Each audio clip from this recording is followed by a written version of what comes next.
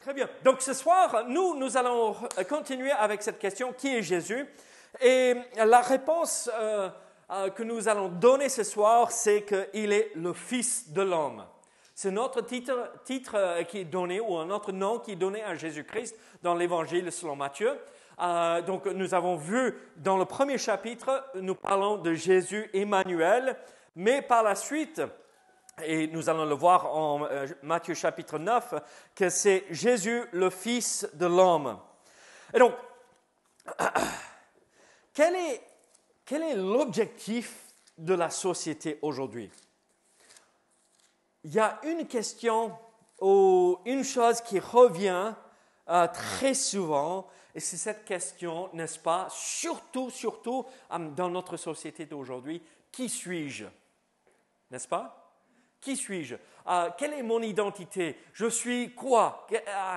Pourquoi je suis là? Bon, vous savez, j'ai Facebook, pas particulièrement parce que je veux avoir Facebook, mais pour pouvoir partager les messages et mettre sur certaines pages pour les autres qui demandent. Mais sur Facebook, qu'est-ce qu'on fait tout le temps? Tu n'en as pas, au moins tu es sage. Toi non plus, tu n'as pas. Même si c'est Dave, Melissa Price, hein, c'est nous deux, mais bon. Hein. Oui, voilà. Qu'est-ce que c'est Facebook? N'est-ce pas? Regardez-moi et en me regardant, j'ai de la valeur. Je sais qui je suis quand les gens regardent ce que moi je fais et disent « je like ».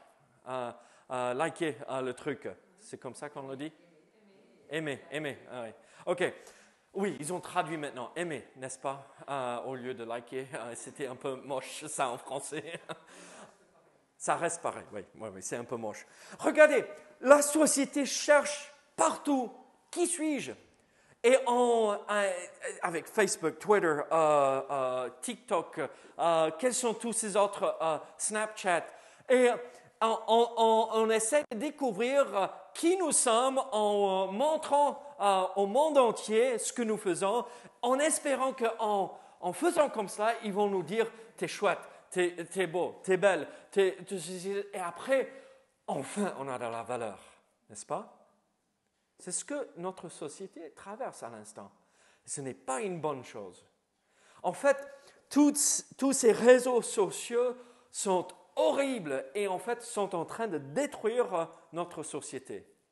Peut-être ça semble un peu fort, mais c'est mon avis.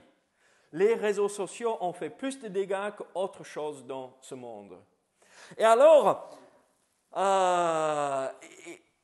regardez, ils ont fait des recherches et quand Facebook a commencé, le taux de suicide chez les jeunes a monté immédiatement. Pourquoi?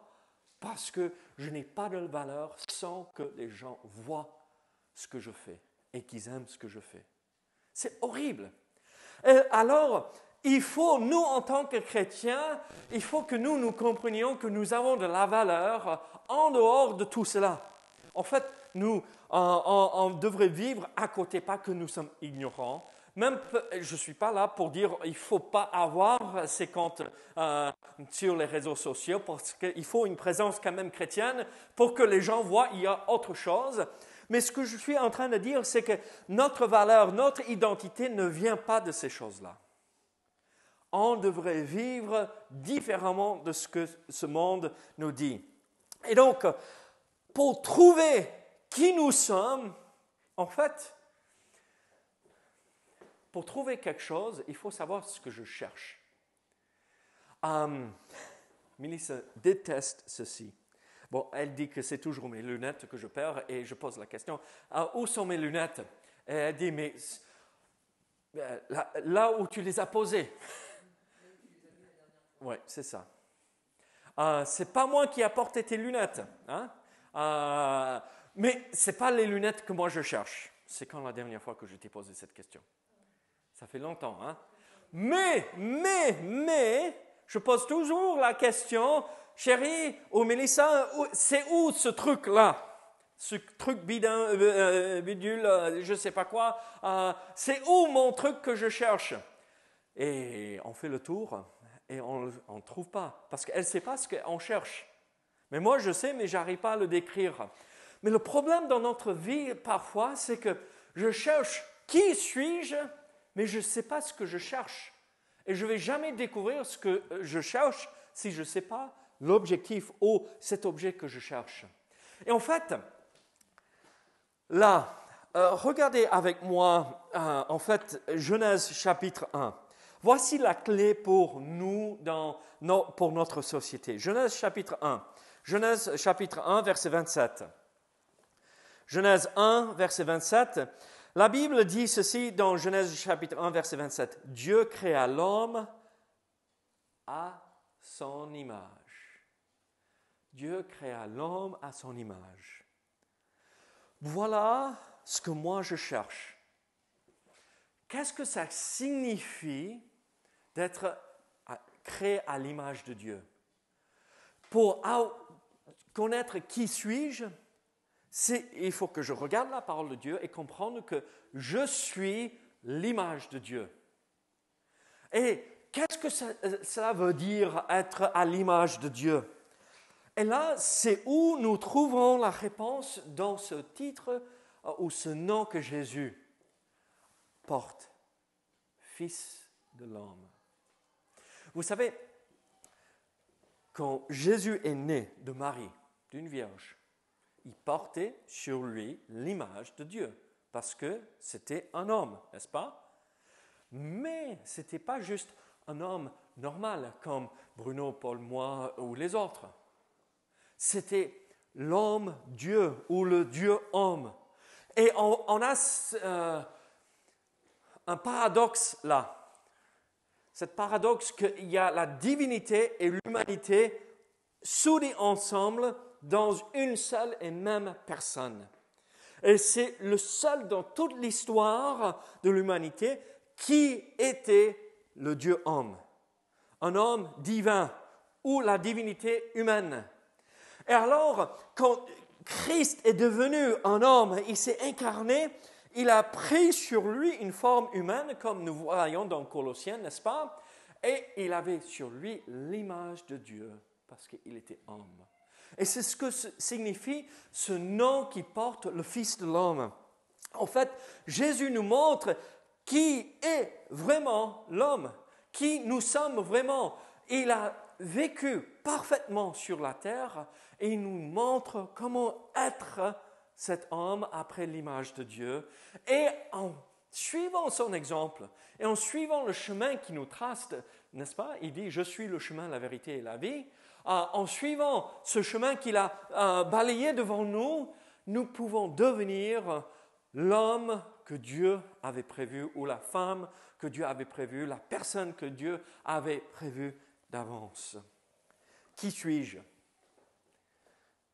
Ce n'est pas une question que vous et moi, on devrait se poser, parce que nous avons la réponse. Je suis l'être de cette personne créée à l'image de Dieu. Maintenant, qu'est-ce que cela signifie? Ça, c'est une autre question. Qu'est-ce que cela signifie que je suis créé à l'image de Dieu? Comment devrais-je me comporter en tant qu'humain qui est créé à l'image de Dieu? En fait, quand nous regardons dans l'Ancien Testament et dans la parole de Dieu tout simplement, en fait, ce nom, Fils de l'homme, nous révèle que ce que l'homme devrait être. Vous connaissez dans l'Ancien Testament le prophète Ézéchias, n'est-ce pas? Ok. Ce n'est pas Ézéchias que nous allons lire chaque jour pour être encouragés, d'accord? Mais en espérant que vous avez lu à un moment donné le prophète Ézéchias. Et dans le livre d'Ézéchias, nous voyons qu'il se sert du nom Fils de l'homme. Et vous savez, dans le prophète Ézéchias, en fait, nous découvrons que Ézéchias utilise ce terme ou ce mot ou ce nom, Fils de l'homme, pour décrire un être humain, comme vous et moi. Mais Fils de l'homme, dans le prophète Daniel, est utilisé autrement. Je vais vous lire Daniel chapitre 7. Donc, ne retournez pas, ne cherchez pas Daniel forcément, mais écoutez. Daniel 7, verset 13. « Je regardais pendant mes visions nocturnes, et voici, sur les nuées des cieux arriva quelqu'un de semblable à un fils de l'homme. Il s'avança vers l'ancien des jours, et on le fit approcher de lui. On lui donna la domination, la gloire et le règne, et tous les peuples, et les nations, et les hommes de toutes langues le servirent. Sa domination est une domination éternelle qui ne passera point, et son règne ne sera jamais détruit. » Est-ce que vous voyez une différence? Là, on parle d'un fils semblable à un fils de l'homme, mais ce n'est pas un homme. Son règne est éternel, mais aucun de nous est éternel. Et donc, on voit que même dans le prophète Daniel, que le terme fils de l'homme fait référence à quelqu'un d'autre. Qui c'est dans Daniel? De qui parlons-nous dans Daniel 7? Son règne sera éternel. Et on parle de qui? Jésus, Christ, le Messie. Alors, c'est lui qui incarne cette identité d'humain, mais aussi parfaitement parce qu'il est Dieu. Mais alors, quel est cet exemple qu'il nous donne? Comment vivre mon identité en tant que fils de l'homme, en tant qu'être créé à l'image de Dieu? C'est là où, après, si je comprends ce que je cherche, je cherche remplir mon rôle en tant qu'humain avec l'image de Dieu en moi. Maintenant, qu'est-ce que cela signifie? Il y a un seul qui a vécu parfaitement et mis en pratique parfaitement cette image de Dieu, Jésus-Christ, le Dieu homme. Mais quel est l'exemple qu'il nous a donné? Moi, j'ai juste une seule chose à dire, mais vous, quel est l'exemple que Christ, qui a parfaitement reflété l'image de Dieu dans sa vie, qu'est-ce qu'il nous donne comme exemple à suivre? Le ressembler. Oh, c'est la réponse trop simple à Bruno, le ressembler. OK. Oui, la bonne réponse. Mais à quoi ressemble-t-il? Le Fils de Dieu. OK, oui. La perfection. Sommes-nous capables d'être parfaits? Non. Non. Même si on espère, mais non. On tombe loin de cette perfection. À quoi ressemblait Jésus? À quoi ressemble Jésus? Il est quoi? Il est le roi. Oui. Mais du point de vue humain, l'exemple qu'il nous a donné. OK, il est amour. Est-ce que le vrai amour est vacillant, change? Non. Un vrai amour fidèle. Ouais. OK, donc il est amour. Qu'est-ce qu'il est de plus? Il est lumière. Oui, il n'est jamais dans l'obscurité. Il ne détourne pas les choses. Il ne tord pas les choses. Oui, Marie, après Mélissa.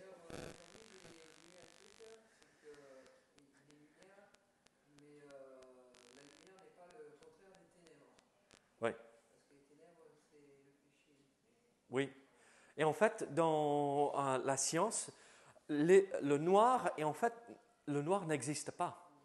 Le noir est le fait que la lumière n'est pas là. Donc, c'est l'absence de la lumière, pas une autre chose, c'est l'absence de quelque chose. Et donc, Christ est lumière, oui. Oui, Mélissa? Il enseignait par rapport à son père. Oui, il a enseigné les vérités du Père. Tout le monde l'appelait maître. Mais Oui. en anglais aussi, on voit parfois teacher, n'est-ce pas? Oui, maître. Oui, oui. Ouais. Enseignant, oui. Oui, un maître. Et donc, oui, il partageait les vérités de la parole pour que les gens viennent au Père.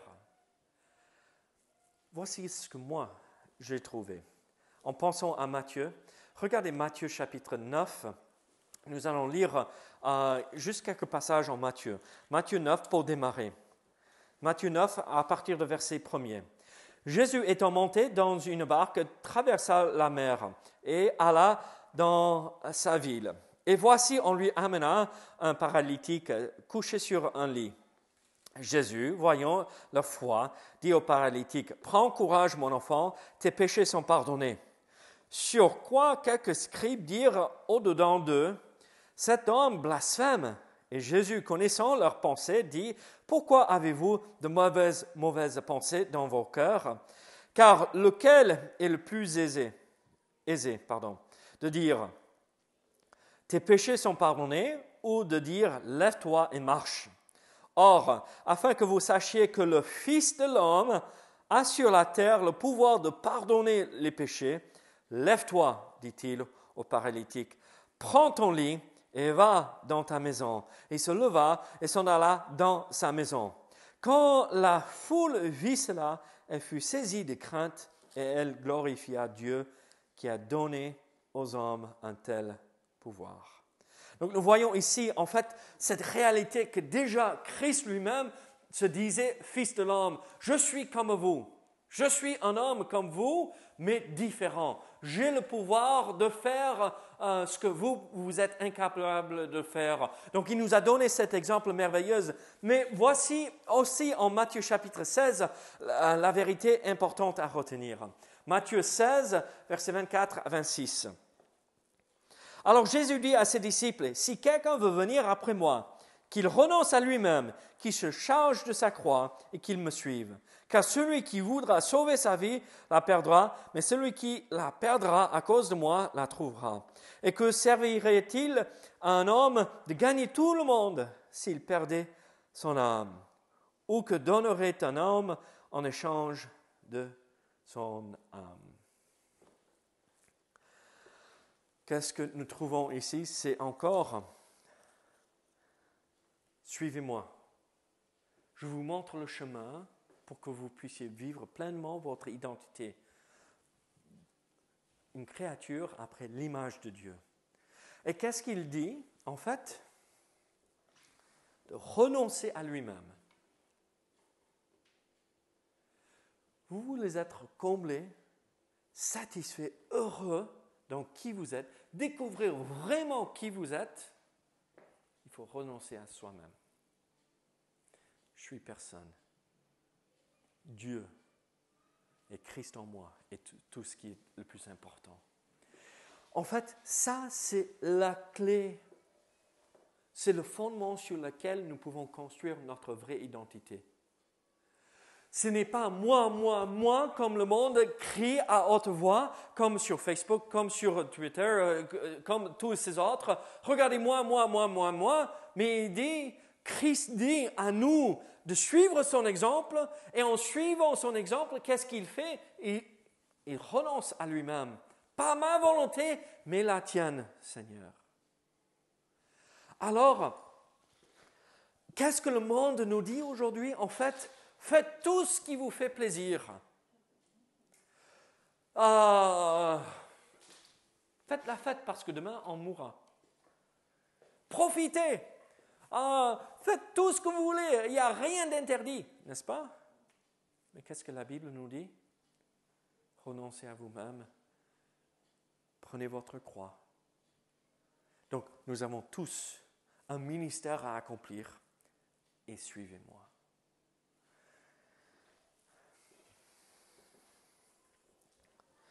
Vous savez ce que nous allons découvrir si nous commençons avec ce premier pas, qu'en renonçant à nous-mêmes, nous pouvons enfin découvrir ce que Dieu veut faire de nous et avec nous.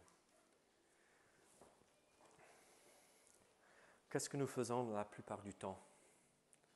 Moi, je veux faire ceci. Et après, on consulte Dieu en disant, Seigneur, aide-moi à faire ceci. On n'a pas commencé en faisant comme ceci, Seigneur, parce que moi je veux, mais toi tu me montres ce que tu veux que je fasse. Après, aide-moi à faire. Beaucoup de nos églises sont remplies de chrétiens qui sont vraiment extrêmement frustrés dans leur vie. Vous savez pourquoi? Parce qu'ils ont commencé en disant « Je veux être ingénieur, je veux être médecin, je veux être enseignant, je veux être professeur, je veux être mécanicien, je veux être plombier, je veux être électricien. » Et par la suite, on dit « Seigneur, aide-moi à faire. » Au lieu de dire « Seigneur, pas ce que moi je veux, mais ce que toi tu veux. » Et c'est là où il peut venir et dire « Voilà comment je veux que tu accomplisses ma volonté en tant qu'image de Dieu. »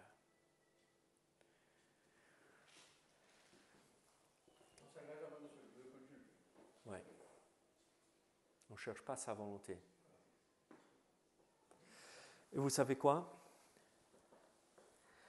Qu'est-ce que Christ lui-même a dit par rapport à son rôle en tant que roi, en tant que Christ, en tant que Messie? Regardez en Matthieu 20, verset 28. « C'est ainsi que le Fils de l'homme est venu, non pour être servi, mais pour servir et donner sa vie comme la rançon de plusieurs. » Si Christ, en tant qu'image de Dieu parfaite, n'est pas venu pour être servi, qui sommes-nous pour dire « Seigneur, sers-moi pour que je puisse faire ce que moi je veux ?» C'est plutôt « Seigneur, montre-moi ce que tu veux que je fasse. » J'entendais un homme assez âgé qui a servi le Seigneur toute sa vie. Et il parlait dans un sens où il n'avait pas formulé exactement comme ceci, mais voici le résumé. Il disait « J'ai jamais regretté un seul moment de ma vie quand je servais le Seigneur. Mais quand je me détournais de Dieu, c'est là où je regrettais ce que je faisais. » Et dans tout ce qu'il disait, « Je n'étais jamais aussi heureux que dans ces moments que je marchais avec Dieu, en faisant ce que lui, il voulait et pas ce que moi, je voulais. » Cet homme n'avait pas grand-chose. On voit et on comprend qu'on n'a pas besoin de grandes choses pour être heureux. Tout ce qu'il nous faut, c'est accomplir la volonté de Dieu. Et Dieu nous comble et on est béni. Et après, je sais qui suis-je. Je suis le Fils de l'homme dans le sens homme, un homme, ou une femme ou une personne, en suivant l'exemple de Jésus, le Fils de l'homme. Alors, qui suis-je? C'est la grande question. Je suis quelqu'un créé à l'image de Dieu. Et quelle est l'image de Dieu que Dieu nous a donnée à suivre? L'exemple, Christ, qui a servi et non pas être servi, qui s'est sacrifié, qui a pris sur lui la croix pour accomplir la volonté de Dieu. C'est un aspect de l'image de Dieu.